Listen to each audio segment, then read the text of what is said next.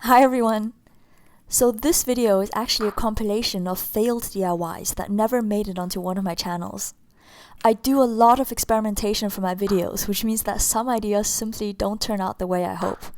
I found some footage from these videos when cleaning up my hard drive, and I thought it might actually be interesting for you guys because it proves that nothing is perfect behind the scenes. If you're new here, then a huge welcome from me, Joanna, and please subscribe to Cute Life Hacks and my other DIY channel, Macaroon. And just to clear something up before people start writing about it in the comments, yes, all the thumbnails for this video are completely fake. Since I didn't have any photos of the final results, I deliberately used Photoshop to create the most clickbaity thumbnails I could come up with.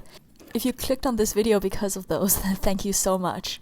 But rest assured that for all of my real DIYs, what you see in the thumbnail is 100% what you'll get in the video. So without any further ado, let's get started with my first failed DIY.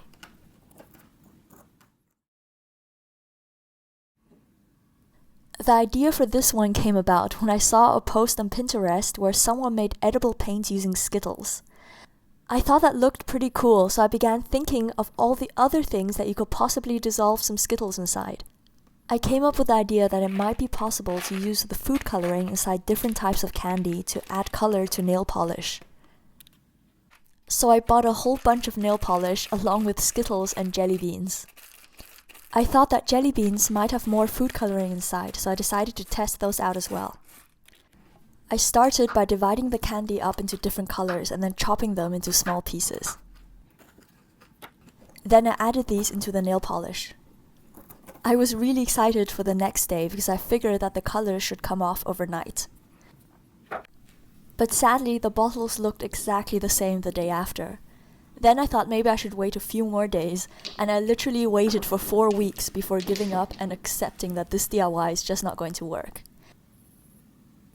I guess the nail polish acts like a varnish, and instead of dissolving anything, it simply preserves it. I ended up keeping these bottles for over half a year just to see what would happen, and they really didn't look any different. The colors on some Skittles did come off a bit, but they didn't tint the nail polish, so it simply looked like clear polish with faded Skittles inside. These actually look really pretty, so it's a shame this DIY didn't work out. So the basic recipe for homemade lip balm is 1 part wax to 2 parts oil. If you want to add flavoring, then it should be infused into the oil part.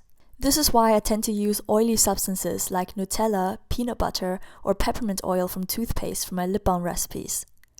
Adding flavor also works with powdery ingredients like instant pudding or jello because those dissolve easily into the oil.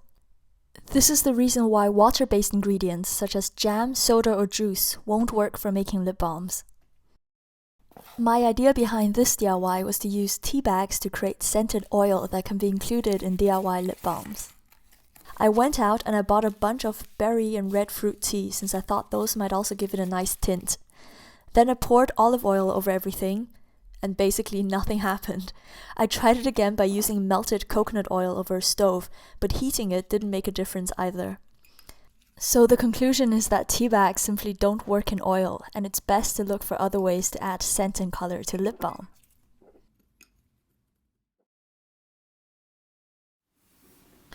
So this DIY was inspired by an article I saw about these beautiful flower-shaped pencils by a Japanese company called Trinas.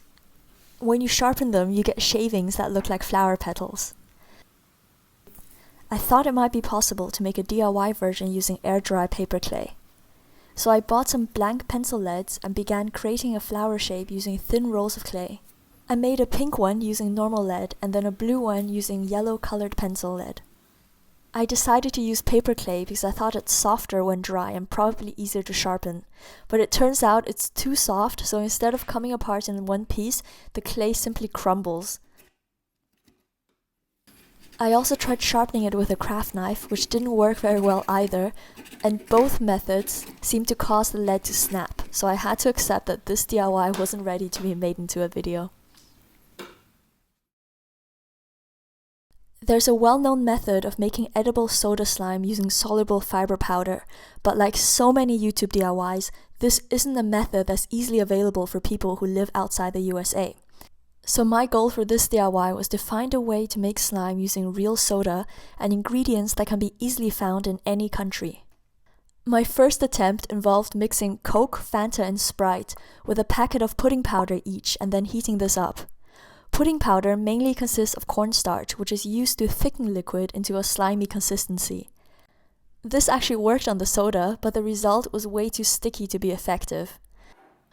I even tried adding soap and oil to make it less sticky, but as you can see here, it just got more and more disgusting, so I had to admit that this DIY is a fail.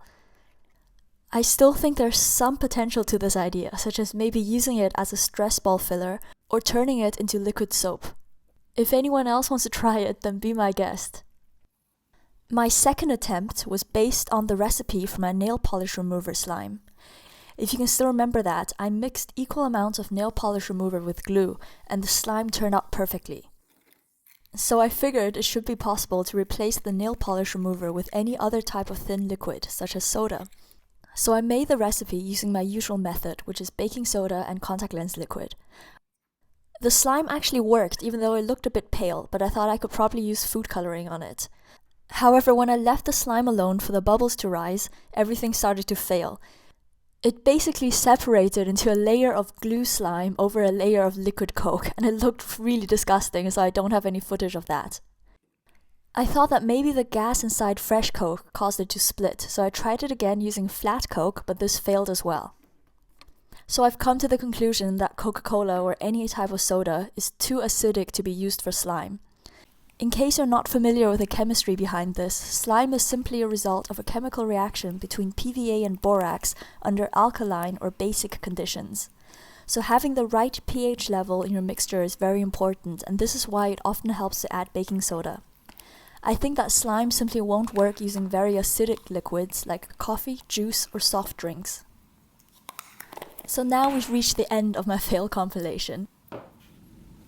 This last DIY is not actually a fail, but I just felt it's a bit too simple to deserve its own video. I wanted to test out kinetic sand clay, so I made these very simple macarons to see how it worked. The sand clay was fun to play with, but is not something that you should genuinely use for crafting. The pieces fall apart really easily, especially when you try handling them too softly, so you shouldn't make anything that you actually want to keep. I hope you enjoyed this video, and I wish you a very happy new year. You can always see what I'm up to in between videos on Instagram or Snapchat, where my username is macaroon.